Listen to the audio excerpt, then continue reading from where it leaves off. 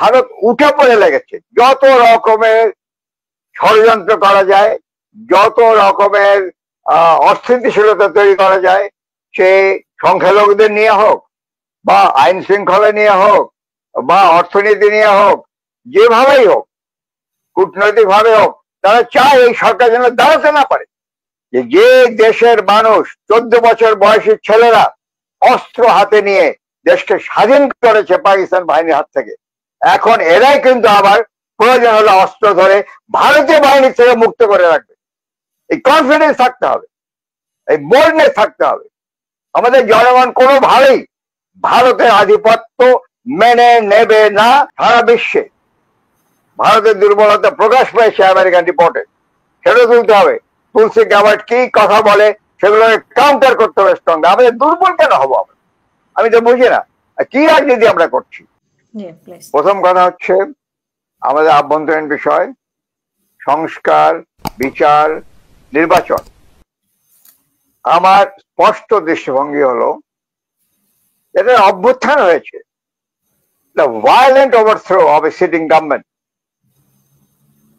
এটা তো কোনো টি পার্টি হয় নাই বা এটা কোনো সংবিধান মেনে কিছু করা হয় নাই। এই জিনিসটা বুঝতে হবে আমাদের। আমরা এখন গতানুগতিক রাজনীতির কথা চিন্তা করছি। এইটা একটা অত্যন্ত ভ্রান্ত ধারণায় আমার পড়ে আছে, আমাদের রাজনীতি পড়ে আছে, দলগুলো পড়ে আছে। জনগণকে ভুল বোঝানো হচ্ছে। যেখানে একটা violent overthrow of a sitting government হয়েছে, শুধু গভর্নমেন্ট না, পুরো সিস্টেমটা ওভারথ্রো করা উচিত ছিল, যেটা করা হয়নি, যার ফলে এই সমস্যাগুলো হচ্ছে। এখন মানুষ জানে না সরকারের মেয়াদ কতদিন, যার ফলে নোবডি ইজ ওয়ার্কিং।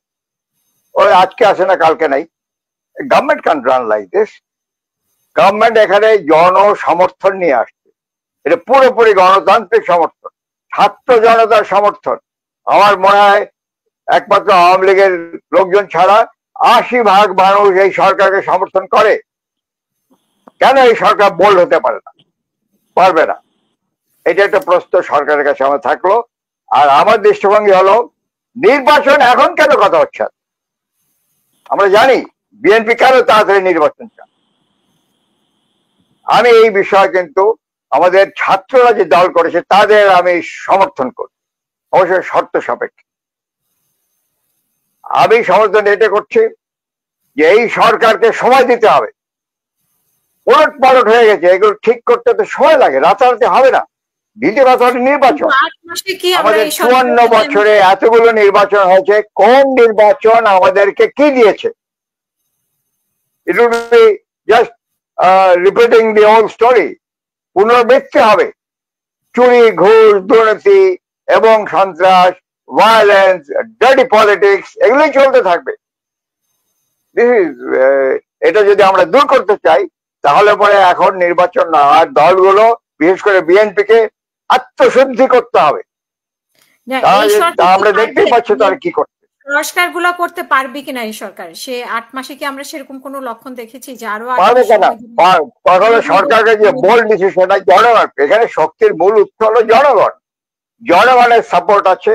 তাদের সঠিকভাবে স্ট্র্যাটেজিক অ্যাপ্রোচ নিয়ে, রাজনৈতিক অ্যাপ্রোচ নিয়ে আগাতে পারে, তাহলে জনগণের সাপোর্ট থাকবে। অবশ্য এখানে আরেকটা বিষয়টা হচ্ছে ভারতের প্রশ্নটা।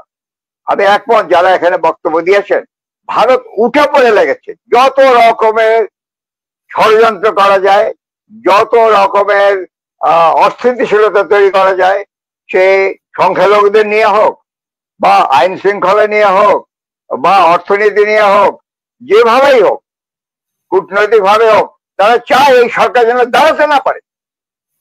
তাদের প্রোপাগান্ডা ওয়ার পরিষ্কার, এটা সাইকোলজিক্যাল ওয়ারফেয়ার তারা চালিয়ে। এখানে আমাদের সরকার, আমাদের যে তথ্য মন্ত্রণালয় আছে, তারা কিন্তু চরম দুর্বলতা দেখে তাদের equally effective and aggressive propaganda counter war চালানো উচিত ছিল। এখনো করা যায়, তাদের করা উচিত। দ্বিতীয় কথা, ভারত সম্পর্কে আমাদের দৃষ্টিভঙ্গি পাল্টাতে হবে। অনেকে বলে আমরা ছোট দেশ, এত বড় একটা প্রতিবেশী কি করে করব? এটা আমার কাছে একদম যুক্তিহীন। আমরা ছোট দেশ নই। আমি স্পষ্টভাবে বলতে চাই, আমরা 8ম বৃহত্তম দেশ পৃথিবীতে। ভারত হয়তো 2য় বা 3য়। কেন আমরা দুর্বল ভাববো? আমরা জানি যে দেশের মানুষ 14 বছর বয়সী ছেলেরা অস্ত্র হাতে নিয়ে দেশকে স্বাধীন করেছে পাকিস্তান বাহিনীর হাত থেকে, এখন এরাই কিন্তু আবার প্রয়োজন হলে অস্ত্র ধরে ভারতীয় বাহিনীর থেকে মুক্ত করে রাখবে। এই কনফিডেন্স থাকতে হবে, এই বোল্ডনেস থাকতে হবে। আমাদের জনগণ কোনোভাবেই ভারতের আধিপত্য মেনে নেবে না। তারা একমাত্র হাসিনা সরকারের এবং অন্যান্য যে সরকারগুলো ছিল তাদের দুর্বলতার কারণে, ক্ষমতার দুর্বলতা, চুরি ঘুষ দুর্নীতির দুর্বলতা, এই স্পষ্ট বিষয় বলে আমি যাচ্ছি। এই সরকারকে ন্যূনতম 3 থেকে 4 বছর সময় দেওয়া উচিত। একই সাথে আমি বলবো সরকারের জবাবদিহিতাও দরকার। এই সরকারকে কার্যকর হতে হবে। কার্যকর হওয়ার কি দরকার? আমি সেখানে বলি যে একটা পার্লামেন্টের সিস্টেম নিয়ে এসে সরকারের জবাবদিহিতা নিতে হবে। এটা কিভাবে হয়? আমার দৃষ্টিভঙ্গিতে আমি যেটা বলে আসছি অনেক জায়গায়, একটা নির্দলীয় গণপরিষদ নির্বাচন করতে হবে। 300 আসনে কোন দলীয় প্রার্থী থাকবে না।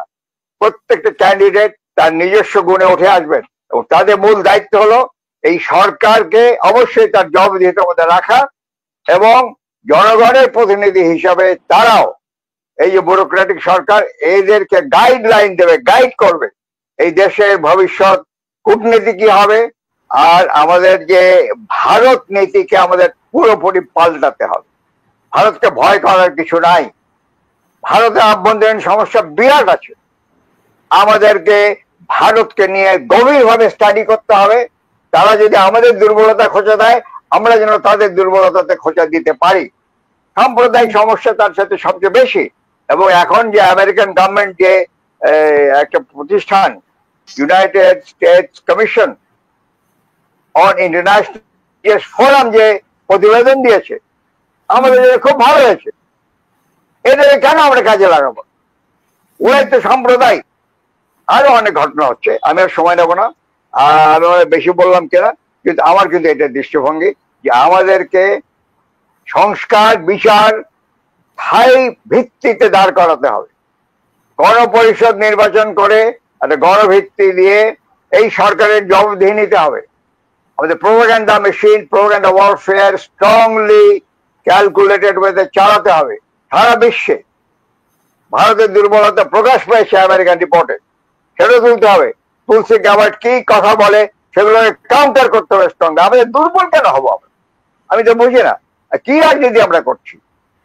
আমি রাজনীতি করার লোক, 25 বছর ধরে রাজনীতি করে আসছি, 2 বার নির্বাচন করেছি। আমি জানি মানুষ কি চায়।